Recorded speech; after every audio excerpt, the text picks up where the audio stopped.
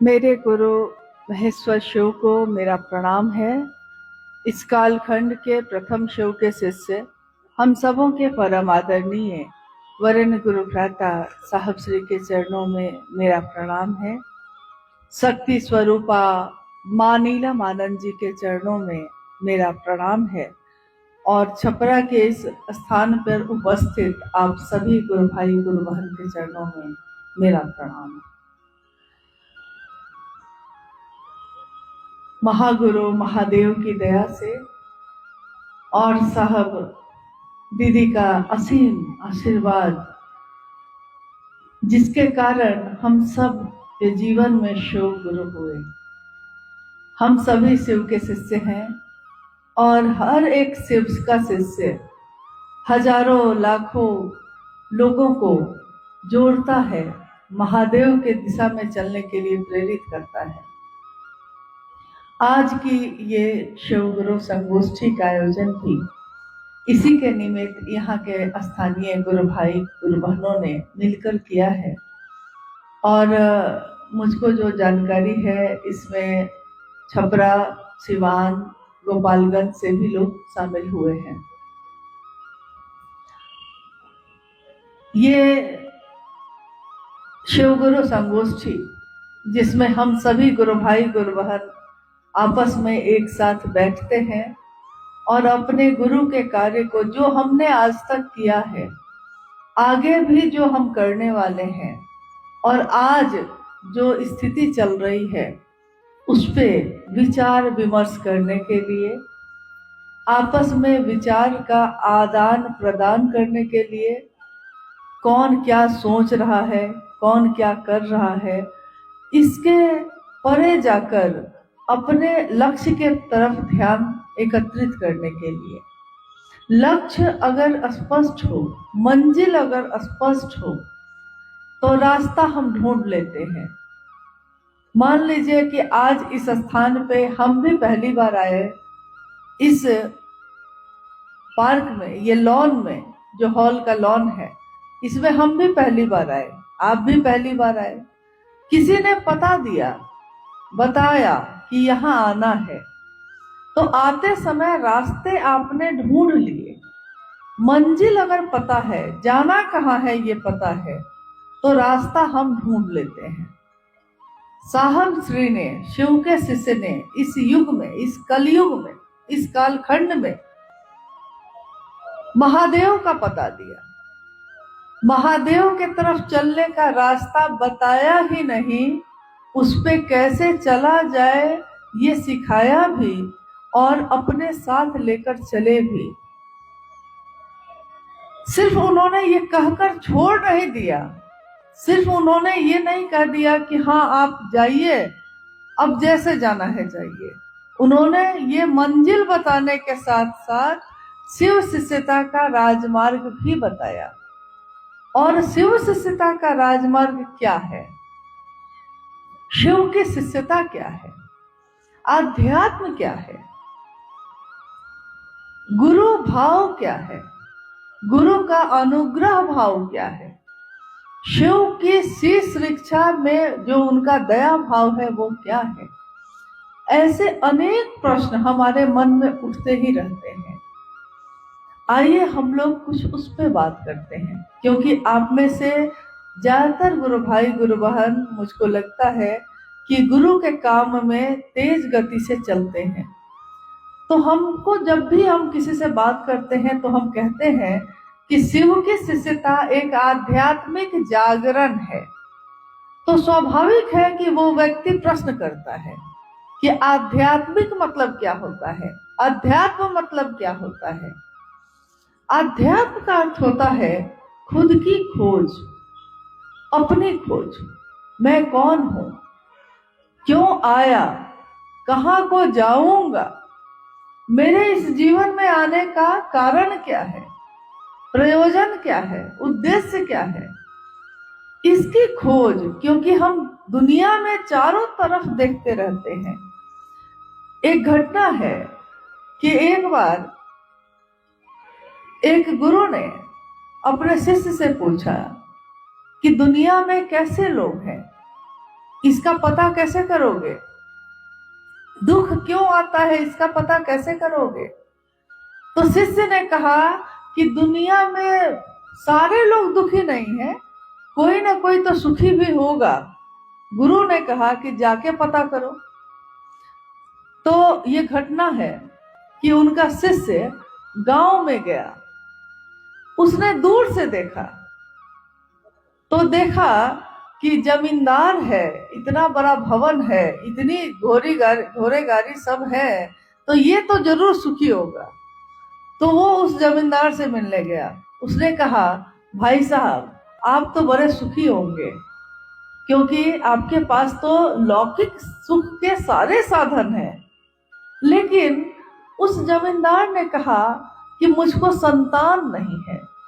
सुख के साधन तो मैंने एकत्र कर लिए, परंतु संतान नहीं है। यही दुख मुझको हमेशा पीड़ित करता रहता है। वहां से निकला, यानी वहां दुख है क्या? संतान नहीं है।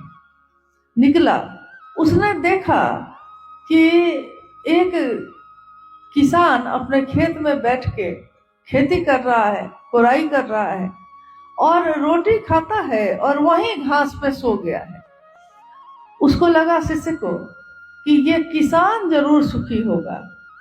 तो उसने उस किसान के पास जाके पूछा, भाई तुम तो रोटी और नमक खा के बड़ा तृप्ति से सोए हो, तुम्हारे जीवन में तो कोई कष्ट नहीं होगा। तो उसने कहा कि कष्ट ही कष्ट है, दुख ही दुख है। किससे? मेरे भाई से। उस किसान को दुख था अपने भाई से। लड़ाई चल रही है भाई से तो दुखी है वो, लेकिन किसके कारण? भाई से। इस तरह से वो शिष्य सबके पास घूम गया। हर व्यक्ति दुखी है, परंतु किससे? किसी ना किसी दूसरे व्यक्ति से। सब दुखी है, हम और आप भी दुखी हैं। किससे? जब पूछा जाए आपसे कि आप भाई गुरु भाई आप किसी से दुखी हैं क्या, तो आप कहिएगा कि हाँ, अमुक आदमी महादेव का काम नहीं कर रहा है, अमुक आदमी शिव चर्चा में व्यापार कर रहा है, हम उससे दुखी हैं। तो सबसे दुखी हैं हम लोग, लेकिन आज तक किसी ने नहीं कहा कि मैं खुद से दुखी हूं, कि मैं क्यों नहीं महादेव का काम करता। मेरे जीवन में तो सुख आया है, मेरे जीवन में तो आनंद है, मुझको तो शिव मिले हैं, मुझको तो साहब दीदी का सानिध्य मिला, मुझको तो उनका संदेश मिला है। मैं क्यों नहीं खुश हूं? और मैं अगर खुश हूं तो मैं इस बात से अपने से दुखी क्यों नहीं हूं कि मेरे द्वारा महादेव का काम होता है कि नहीं। मेरा बस दूसरे पे नहीं चलता। ठीक है, दूसरा गलत कर रहा है, आप उसको ठीक कर सकते हैं? नहीं कर सकते। आप कोशिश भी कर सकते हैं, लेकिन कोशिश करने के बाद जब आपकी कोशिश बेकार चली जाएगी, तब आप कहिएगा, थक के हार के सोचिएगा कि मेरी कोशिश बेकार हो गई और मेरे द्वारा ये समस्या का समाधान नहीं हो सकता। तो आखिर हम कहते हैं कि महादेव के द्वारा ही इसका समाधान हो सकता है, तो हम महादेव पे ही निर्भर करते हैं। खुद से कोई दुखी नहीं है, पूरी दुनिया दुखी है, परंतु बहुत सुंदर एक भजन है कि एक दूसरे के सुख में हमको बड़ी जलन है। जब से देखा जग में यही चलन है कि एक दूसरे के सुख में हमको बड़ी जलन है। बहुत दुख है हमको, दूसरा क्यों सुखी है, दूसरा क्यों खुश है, तो उसकी खुशी को देखकर हम दुखी हैं। लेकिन कोई इस बात से दुखी नहीं है कि मेरी यात्रा का क्या होगा। आध्यात्म का अर्थ ही होता है मेरी यात्रा, मैं कौन हूँ, मुझको क्या करना है। दूसरा अगर नहीं करता है तो मैं खुद कर सकती हूँ कि नहीं। दूसरे अगर मेरे पिता हैं अगर, और मेरे पिता के 4 बच्चे हैं, अगर 4 बच्चों में से 3 बच्चे पिता की सेवा नहीं कर रहे हैं, तो क्या हम ये कह सकते हैं कि ठीक है वो नहीं कर रहा है तो मैं भी क्यों करूं? नहीं ना, क्योंकि हम ये तो सोचेंगे ना कि दूसरों पे मेरा बस नहीं है, मेरे भाइयों पे मेरा बस नहीं है, खुद पे तो मेरा बस है। मेरा कर्तव्य क्या है, मेरी जिम्मेदारी क्या है? मेरी जिम्मेदारी है कि मैं अपने पिता की सेवा करूं। मैं शिव का शिष्य, दूसरे शिव के शिष्य हैं और सही कर रहे हैं कि गलत कर रहे हैं, ये देखने में इतना मशगूल हूं कि मेरी अपनी यात्रा विस्मृत हो गई। अपनों की चिंता हमें सताती है, परंतु अपनी यात्रा विस्मृत हो जाती है। तो दूसरों की बात सुनते सुनते मेरा मन विस्मृत हो गया, भूल बैठा कि मेरी अपनी यात्रा क्या है, अल्पकालिक यात्रा है। उसकी योजना में दीर्घकालिक योजना बना रहे हैं। अल्पकालिक यात्रा में छोटी सी यात्रा है जीवन की, जन्म लिया है, कुछ साल रहेंगे, 60 साल, 70 साल, 80, 90, 100 साल, और 100 साल बाद क्या होगा? सब कुछ तो यही छोड़ के जाना होगा। कोई कुछ भी साथ लेकर नहीं जा सका, कोई कुछ भी साथ लेकर नहीं आ सका, लेकिन उसकी कीर्ति रह जाती है, नाम रह जाता है। जो उसने काम किया है वो काम रह जाता है, लोग उसको याद करते हैं। आज हम लोग छपरा में हैं, कल हम लोग कुशेश्वर स्थान में दरभंगा में थे। लाखों गुरु भाई गुरु बहन, लेकिन उस लाखों में से ज्यादातर लोगों ने एक गुरु भाई का नाम बार बार लिया। आज वो शरीर में नहीं थे, शिवलीन हो चुके हैं, परंतु उस गुरु भाई ने साइकिल चलाकर मीलों मील जाकर अपने महादेव का संदेश देने का काम किया। इतना किया कि वहां के लोग उसको भूल नहीं पाए। महादेव का काम करने वाले को लोग नहीं भूल पाते। आज साहब और दीदी का नाम हम लेते हैं। साहब और दीदी के जीवन में कांटे भी थे, फूल भी थे। दुनिया को उन्होंने कांटे नहीं दिए, दुनिया को उन्होंने फूल दिया। क्या सारे लोग साहब और दीदी को चाहते थे? क्या सारी दुनिया के लोग चाहते थे? ऐसा नहीं था। कुछ न कुछ लोग तो ऐसे थे ही जो नहीं चाहते थे, परंतु आपके चाहने के लिए मैं थोड़े ही आया हूं। दूसरे मुझको चाहे, इसके लिए कोई शिव का शिष्य इस धरती पे थोड़े ही आया है। उसके शिव उसको चाहे, वो शिव को चाहता है। शिव मुझको चाहे, मैं जिसको चाहता हूं, उसके लिए मेरा सर्वस्व न्यौछावर हो जाए, मैं तो इसके लिए आया हूं। आपके अच्छा समझने से मेरा जीवन नहीं चलता, मेरे शिव के अच्छा समझने से मेरा जीवन चलता है। आप आज बड़ाई करेंगे, आप कल शिकायत भी करेंगे। आज आप मान देते हैं, सम्मान देते हैं, किसी दिन अपमान भी दे सकते हैं। दुनिया की ये रीत है कि जब कोई किसी को सम्मान देना शुरू करता है तो अपमान झाड़ियों में बैठकर मुस्कुराता रहता है कि बहुत मान ले रहे हो, बहुत सम्मान ले रहे हो, तो एक दिन अपमान को भी अपनाना पड़ेगा, एक दिन अपमान का सामना भी करना पड़ेगा। इसलिए शिव के शिष्य, शिव का कोई भी शिष्य जो शिव को चाहता है, वो शिव की बात करता है शिव के लिए, महादेव की चर्चा करता है महादेव के लिए।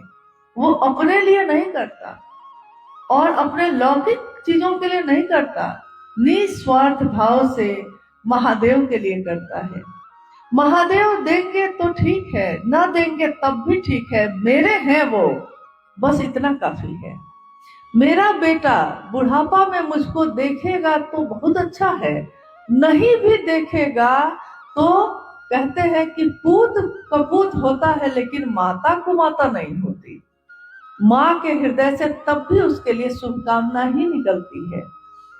तो जब अपनों के लिए, जो भी मेरा अपना है वो मेरे लिए करता है तब भी और नहीं करता है तब भी मेरा ही होता है। हम अपनों का व्यापार नहीं करते, हम अपनों का बंटवारा नहीं करते, हम अपनों का लेन देन या फेर बदल नहीं करते। मेरा बेटा है, मेरा पति है, मेरे माता है, मेरे पिता है, जैसे हैं मेरे हैं।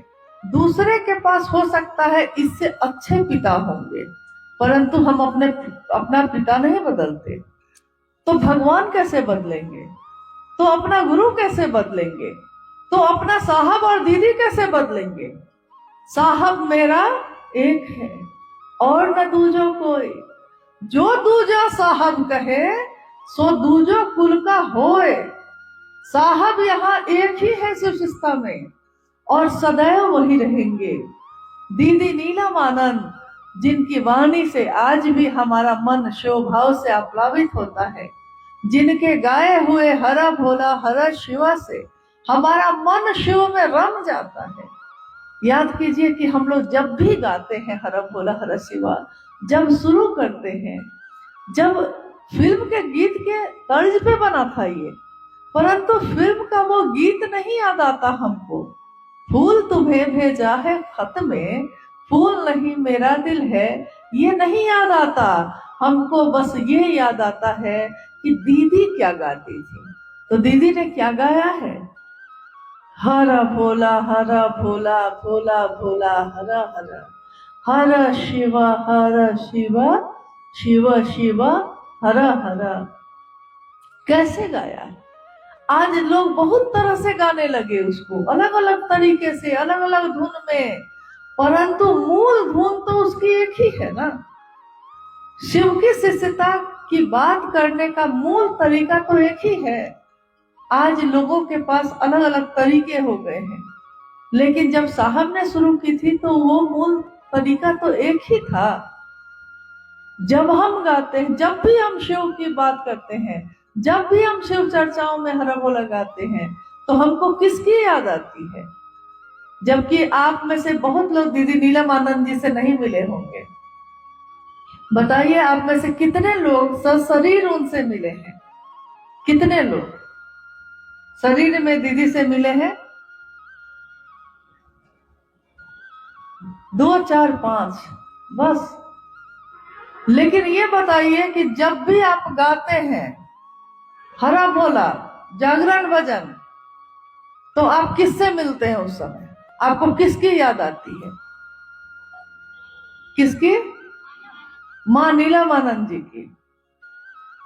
माँ के साथ जब भी महादेव का कार्यक्रम शुरू होता था, तो जब भी हम लोगों ने गाया है, सौभाग्य मिला उनके साथ रहने का, उनके साथ हरा भोला की धुन को गाने का और उसमें डूब जाने का।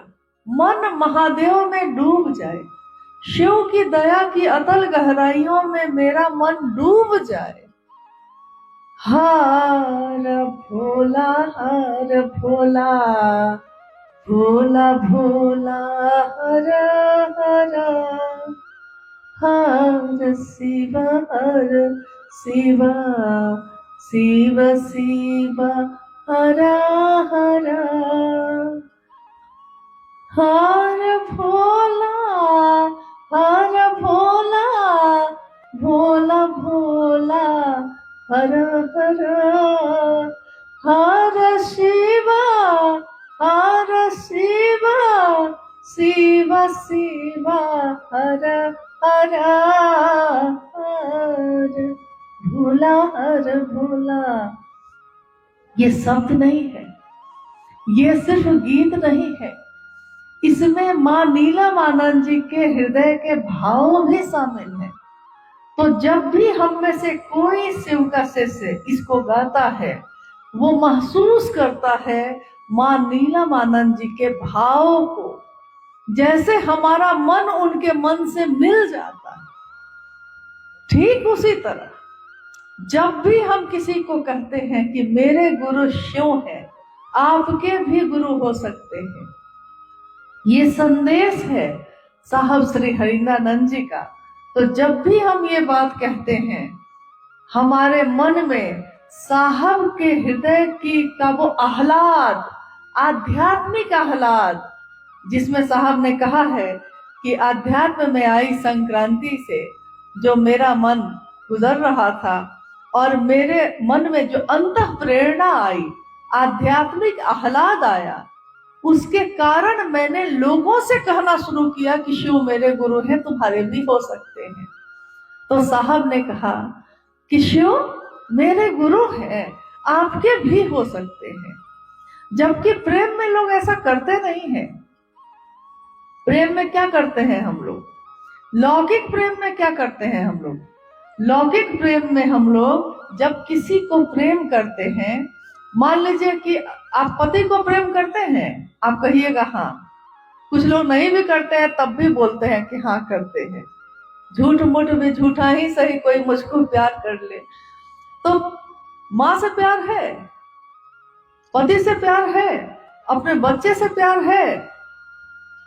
लेकिन आपका बच्चा अगर माँ से ज्यादा चाची से नजदीक होने लगता है तो माँ को दिक्कत होती है कि नहीं? माँ को लगता है कि मेरा बेटा है और आता है पहले चाची के पास चला जाता है। मेरा है, मेरा बेटा है, तो पहले किसके पास होना चाहिए? माँ के पास होना चाहिए। मेरा पति है और मेरी तरफ नहीं देखता है, दूसरे की तरफ देख रहा है, तो क्या है? कोई तुझको देखे तो जलता है दिल, बड़ी मुश्किलों से फिर संभलता है दिल। तो मेरे पति को कोई दूसरा कैसे देखा, मेरा पति किसी और को कैसे देखा? देखिए, जो लौकिक प्रेम है उसमें संकीर्णता है, उसमें बंधन है। लौकिक प्रेम में हम चाहते हैं कि जो मेरा है सिर्फ मेरा रहे, किसी और का ना हो। चाहते हैं ना? जो मेरा है उसको हम चाहते हैं कि किसी के साथ बांटे। मेरा पति सिर्फ मेरा है बोलते ही रहते हैं। लेकिन यहां पारलौकिक प्रेम की बात हुई तो साहब ने कहा कि शिव से प्रेम करना, ईश्वर से प्रेम करना, यानी पारलौकिक प्रेम है ये। लौकिक प्रेम में तो जलन है, लौकिक प्रेम में तो गुस्सा है, घबराहट है, असुरक्षा है। नहीं होता है? असुरक्षा हो जाती है ना, मन घबराने लगता है ना कि हमको छोड़ देगा क्या। गुरु भाई गुरु बहन साथ में चल रहा है, लौकिक प्रेम पैदा हो गया है, गुरु भाई से खूब प्रेम हो गया, गुरु बहन से खूब प्रेम हो गया, तो मन घबराता है ना। किसी और के साथ देखे नहीं कि मन घबराने लगा कि कहीं हमको छोड़ देगा क्या, अब मेरी टीम में नहीं चलेगा, अब उसकी टीम में चला जाएगा क्या, बड़ी घबराहट है। लेकिन साहब को ये घबराहट क्यों नहीं हुई? साहब को शिव से प्रेम है, लेकिन इस प्रेम में साहब चाहते हैं कि मेरे गुरु शिव सबके गुरु हो जाए। देखिए, सिर्फ मेरे नहीं रहे, आपके भी हो जाए और आप भी हो जाइए। ये मामूली बात नहीं है। आध्यात्म में ये जागरण, ये असाधारण बात है जो आज तक के इतिहास में कभी हुआ ही नहीं। मेरा गुरु सबका हो जाए, मेरा शिव सबका हो जाए, सब उसके हो जाए, और कोई मुझसे मिले या ना मिले लेकिन मेरे शिव से मिले। कोई मेरा नाम ले या ना ले लेकिन मेरे गुरु का नाम ले। साहब की भावना क्या है? ये है। लेकिन जैसे ही आप देखिएगा कि किसी की भावना ये है कि आप मेरा नाम लीजिए, जैसा अभी थोड़ी देर पहले जिज्ञासा में अनुभव आप बोल रहे थे, जो मैं सुन रही थी कि बरखा दीदी की चर्चा में जाने। अरे बरखा दीदी की चर्चा नहीं है, ये शिव की चर्चा है।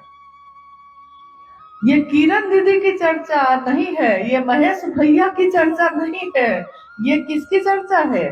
शिव चर्चा है। शिव चर्चा में हम लोग आए हैं। ये किसी व्यक्ति की चर्चा हो ही नहीं सकती, शिव की बात है ये। हाँ, इसमें हम लोग शामिल होने आए हैं। तो शिव से क्यों आपको द्वेष हो रहा है, घबराहट क्यों हो रही है? कि कोई यहाँ आया नहीं कि आपके मन में घबराहट हो गई कि अब ये मेरा आदमी नहीं रहा। जब आप शिव के हैं तो कोई यहाँ आएगा तो वो शिव का ही होगा ना। घबराहट क्यों है? कोई मेरे साथ चले या ना चले, कोई आएगा कोई जाएगा, उससे क्या हो जाएगा? महादेव तो मेरे रहेंगे ना, महादेव थोड़े ही छोड़ देंगे मेरा साथ। तो लौकिक रिश्तों में घबराहट है, यहाँ तक कि गुरु भाई गुरु बहन को भी आपस में घबराहट है, असुरक्षा है, लगता है कि इसको हम चलाए थे, इसके नाम की घोषणा हम किए थे। भूल गया कि नाम की घोषणा आपने की थी, परंतु घोषणा करना साहब दीदी ने सिखाया था। आपने 3 सूत्र किसी को दिया, परंतु ये 3 सूत्र साहब और दीदी ने दिया है। मेरा नहीं है ये, आपका नहीं है ये किसी ने दिया है बांटने के लिए। कहा जाता है कि सुख को बांटिएगा तो बढ़ेगा कि घटेगा? सुख को बांटने से बढ़ता है कि घटता है? बढ़ता है। और दुख को बांटने से क्या होता है? दुख को बांटने से घटता है, सुख को बांटने से बढ़ता है। महादेव मेरे हैं, ये सुख है, ये आनंद है। जितना बांटिएगा, जितना छीटिएगा, जितना लोगों तक पहुंचाइएगा, उतना नाम के घोषणा उसकी होती है। और मन खुश किसका होता है? जो घोषणा कर रहा है। वो खुश होगा कि नहीं होगा पता नहीं, लेकिन हम तो बहुत खुश हो गए। आज तो मेरा दिन बड़ा अच्छा गुजरा। आज मैंने 2 लोगों को महादेव का शिष्य बनाया। वो उतना खुश होगा कि नहीं हमको नहीं पता, लेकिन हम तो काफी खुश हुए, क्योंकि महादेव से जोड़ा है। महादेव से याद रखिएगा, दिक्कत कहाँ हो रही है कि हम लोग अगर अपने से जोड़ेंगे तो दुख होगा, क्योंकि वो छोड़ेगा, आपको छोड़ेगा ही छोड़ेगा। शिव को पकड़ा है, हमको और आपको नहीं पकड़ा है, तो एक दिन तो छोड़ेगा ही छोड़ेगा। जीवन भर तक कोई रिश्ता किसी के साथ नहीं चलता, छोड़ेगा, तकलीफ होगी। लेकिन आपने तो उसके नाम की घोषणा की थी महादेव का शिष्य बनने के लिए, अपना शिष्य बनने के लिए तो किया नहीं था। दुख क्यों हुआ? तकलीफ क्यों हो रही है? तो असुरक्षा तभी है जो लौकिक आपका रिश्ता होगा तो आपको दिक्कत होगी, डर होगा, भय होगा कि मेरा आदमी अब न रहा, ये अमुक आदमी का आदमी हो गया, बड़ी घबराहट है आपको। परंतु अगर आपने शिव के लिए जोड़ा है किसी को, तो वो किसी के साथ चले, आपको कोई घबराहट नहीं। वो महादेव का नाम लेता है, आप खुश हैं, वो आपके पास आए या न आए। तो साहब का संदेश यही है कि खुद भी शिव के शिष्य बनिए और दूसरों को भी प्रेरित करिए। परंतु एक बात जरूर है जो मैं कहना चाहती हूँ, वो ये है कि साहब की बातों को पूरा सुनिए और ध्यान से सुनिए। साहब के मन से अपने मन को मिलाइए और समझने की कोशिश करिए, क्योंकि उनकी बातों को समझने के लिए उनके मन से अपने मन को मिलाना पड़ेगा। एक बार साहब ने एक गुरु भाई को, जो उनके नजदीक खड़ा है, कहा कि दूसरा गुरु भाई जो जा रहा है, जाने वाला है, तो साहब यहाँ से देख रहे हैं, तो उन्होंने कहा कि जाके कहो कि रुको मत जाने दो, रोको मत जाने दो। सामने वाले बगल वाले को कहा कि रोको मत जाने दो। रोको जब लिखिएगा इसको तो कैसे लिखा जाएगा? रोको कौमा मत जाने दो। लेकिन यहाँ से वहां जाते जाते गुरु भाई जो है, उसको लाइन तो याद रही, लेकिन कौमा भूल गया वो। तो उसने जाकर कहा कि नहीं नहीं, साहब ने कहा है कि रोको मत जाने दो, रोको मत जाने दो। तो आप कहिएगा कि साहब का ही तो बोला हुआ ये भी है, साहब का ही बोला हुआ तो ये भी है। नहीं, साहब के भाव को समझना होगा। साहब की बोली हुई बात है, परंतु कहाँ कौमा है, भाव क्या है इसका, वो कहना क्या चाहते हैं, इसको समझना होगा। साहब बहुत समय से ये बात कह रहे हैं, लगातार कहते रहे कि आप छोटी छोटी बैठक का आयोजन करिए, क्योंकि बैठक करने से हम आपस में बातचीत कर पाते हैं, एक दूसरे की बात को समझ पाते हैं। तो जब हम बात को समझेंगे, छोटी छोटी कार्यशाला होगी, तभी ना हम जाकर, जब हम खुद समझेंगे तब ना दूसरे को समझाएंगे कुछ, और दूसरे को समझाते समझाते खुद खूब और अच्छे तरह से समझेंगे, दूसरों को समझाते समझाते खुद समझेंगे, दूसरों को पहुंचाते पहुंचाते खुद पहुंचेंगे। इसलिए साहब श्री ने कहा कि दूसरे को समझाइए। लेकिन क्या, इसको तो पहले साहब की बात को समझना होगा। साहब ने एक पुस्तक लिखी, आओ चले शिव की ओर, कोरोना काल में लिखा। उस पुस्तक को हो सकता है हम में से बहुत लोग पढ़े लिखे नहीं हो। जैसा अभी भैया ने पूछा कि शिष्यानुभूति कितने लोगों ने पढ़ी है, तो आप में से बहुत कम लोगों ने हाथ उठाया। तो जानकारी का अभाव भी एक कारण होता है, जानकारी का अभाव है। इसमें मेरा कहना है कि पुराने जो 20 साल 30 साल के गुरु भाई गुरु बहन हैं, उनकी भूमिका भी है कि उनके पास शिष्यानुभूति होगी। नहीं है तो मुख्यालय रांची से सबको दिया जाता है, आप कभी भी कोई जाएगा तो ला सकता है और फ्री दिया जाता है। हमारे आपके सहयोग से छपता है, लेकिन देने समय उसका कोई पैसा नहीं लिया जाता, क्योंकि उसका मूल्य आपने सुन लिया है, आपका शिव शिष्य होना ही उसका मूल्य है। इसको पढ़ने की जरूरत क्यों है और क्यों साहब ने शिष्यानुभूति में पहली बार अपना नाम लिखा था? साहब ने शिव को गुरु कब बनाया है, किस साल में बनाया था? 1974 में। और महादेव का मंत्र, प्राण मंत्र नमः शिवाय, वो कब मिला था साहब को? 1975 में। 1974 में उन्होंने शिव को अपना गुरु बनाया। 1975 में उनको नमः शिवाय मंत्र मिला। 1982 में उन्होंने पहली बार कमरे में और कमरे के बाहर महादेव की चर्चा शुरू की। 1986 में पहली बार आकाशवाणी जो सुनाई दिया, तो उन्होंने दूसरों से ये कहना शुरू किया कि तुम शिव के शिष्य बने हो, दूसरों को भी शिव का शिष्य बनाना। लेकिन शिष्यानुभूति उन्होंने 1990 में छपवाई है, जब वो पटना आ गए। क्यों छपवाई? जब 1982 में उन्होंने महादेव की बात दूसरों से करनी शुरू की, तो उन्होंने अपने साथ बैठे, अपने आसपास बैठे गुरु भाइयों पे भरोसा किया कि ये तो मेरा गुरु भाई है, मेरी बात को ईमानदारी से दूसरों तक पहुंचाएगा। क्योंकि एक ही व्यक्ति हर जगह तो नहीं जा सकता, एक साहब कहाँ जाते। तो उन्होंने दूसरों पे भरोसा किया, उनको कहा कि आप लोग महादेव से लोगों को जोड़िए, महादेव की शिष्यता से लोगों को का जुड़ाव करिए। वो लोग जाने लगे।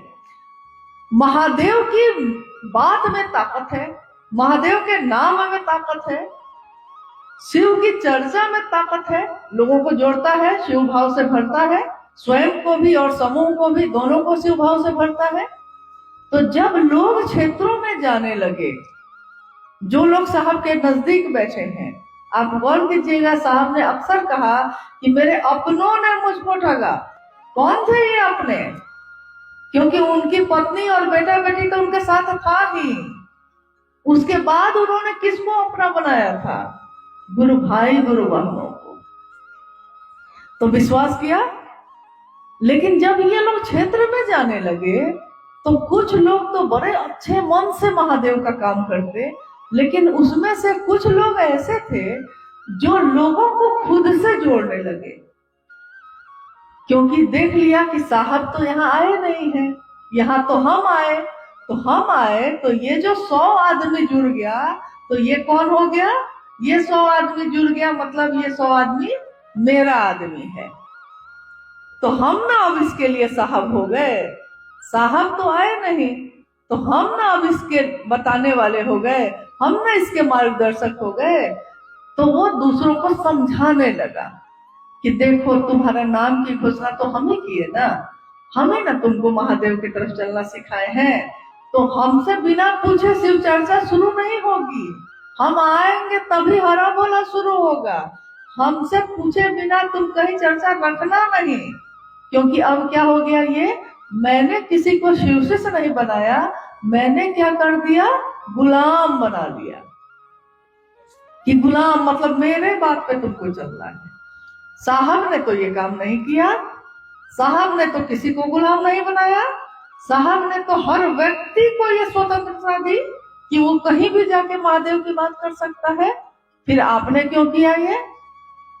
तो जब साहब के पास ये बात पहुंचने लगी कि कहीं कहीं लोग जाकर खुद से जोड़ रहे हैं, तब साहब ने बहुत बहुत बात आने के बाद 1990 में शिष्यानुभूति छापी, अपने हाथों से लिखा उसको, और उस पे ऊपर लिखा हुआ है हमारे गुरु शिव, आलेख हरिंद्रानंद, शिव से हरिंद्रानंद। क्यों? साहब ने कहा कि मैं अपना नाम नहीं छपवाना चाहता था, लेकिन जब मैंने देखा कि ये तो सब हरिंद्रानंद बनने की तैयारी में हो गए, तब उन्होंने हरिंद्रानंद नाम लिखवाया। प्रस्तुति नीलम आनंद। किससे प्रस्तुति करवाई इस पुस्तक की? नीलम आनंद से। पता पटना का था उस समय। पुराने गुरु भाइयों को पता होगा कि उस समय 3 पन्ने का फोल्डिंग वाला छपता था और साहब के द्वारा दिया जाता था। तो साहब ने कहा कि मैं अपना नाम कहीं छपवाना नहीं चाहता था। मैंने कभी नहीं चाहा कि लोग मुझसे जुड़े, मैंने कभी नहीं चाहा कि लोग मुझसे मिले बिना महादेव की तरफ नहीं चल पाएंगे। ऐसा नहीं है। आप मरुस्थल में रहने वाला आदमी भी अगर शिव को अपना गुरु बनाता है और कहता है कि शिव मेरे गुरु हैं, तो महादेव को उसका गुरु होने का उत्तरदायित्व तो लेना ही पड़ेगा। इसलिए मुझसे मिलने की जरूरत नहीं है। साहब ने किसी को अपना गुलाम नहीं बनाया, उन्होंने शिव का आदमी बनाया, शिव का गण बनाया। उन्होंने कहा कि शिव के गण में देवता भी हैं, राक्षस भी हैं, भूत बेताल पिशाच सब तो महादेव का ही गण है। इसलिए सबके अलग अलग पसंद नापसंद है, सबकी अपनी अपनी अभिरुचि है, परंतु सब शिव के शिष्य हैं। जब शिव के शिष्य होते हैं तो सबके मन का भाव एक हो जाता है।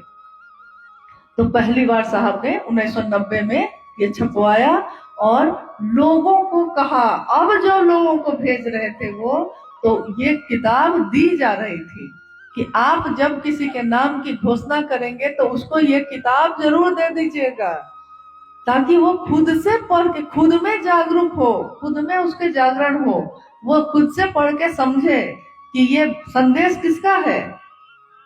साहब का है। शिव के शिष्य साहब हरिंद्रानंद जी का संदेश है। और बाद में भी जब कोरोना काल में उन्होंने लिखा था आओ चले शिव की ओर, उस समय साहब ने यह कहा कि मैंने 1990 में शिष्यानुभूति छापी थी, परंतु लोग उसको पढ़ते नहीं हैं, मेरी बातों को लोग नहीं पढ़ते। एक हंगामा सा बरपा है शिव की चर्चा की आंधी में, कहीं आप अपनी शिव शिष्यता को न खो बैठिए। इसके लिए जरूरी है कि आप शिष्यानुभूति को पढ़िए, सुनिए। नहीं पढ़ सकते हैं किसी से पढ़वा के सुनिए, परंतु सुनिए और उस रास्ते पे चलिए जो साहब ने दिया है।